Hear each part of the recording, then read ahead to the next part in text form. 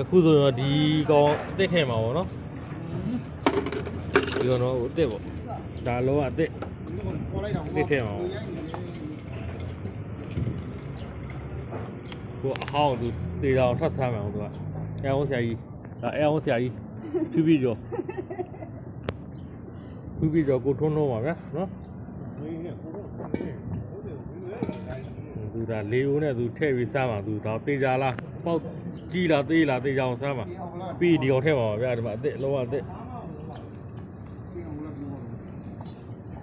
သူဒါသူလေးထိုးပြီးစားနေပြီနော်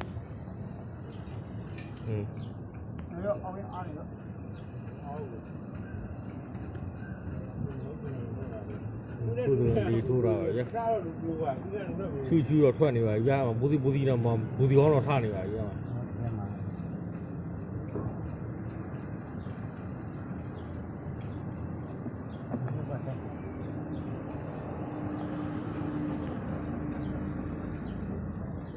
ဒီထွက်တဲ့အတန်တော့ကြားနေပါပြီဗျာရှူးနဲ့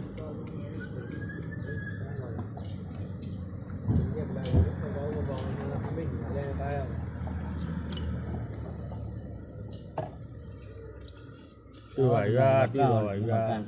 အဲ့ကြောင့်မို့တော့လေထွက်တဲ့အတန်ကြားနေအောင်တွေ့ပါဗျာပေါ့ကတင်းကိုမဟုတ်ဘူးဒုံးကြီးပေါတော့ဖြစ်နေ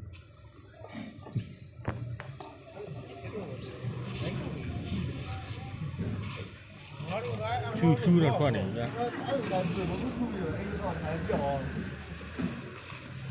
ဟင်းပတ်နေရတယ်နော်ခါတော့မလဲရသေးဘူးတွေ့ပါပြီကြီးပဲဘောကတော့ရှူးတော့ထွက်နေဘူးဒါတော့သူတေးကြောင်သူစမ်းတာပေါ့နော်အေးကွာဟုတ်တေးကြောင်စမ်းတာကိုအားပေးတဲ့မိတ်ဆွေအားလုံးကျေးဇူးတင်ပါတယ်ခင်ဗျ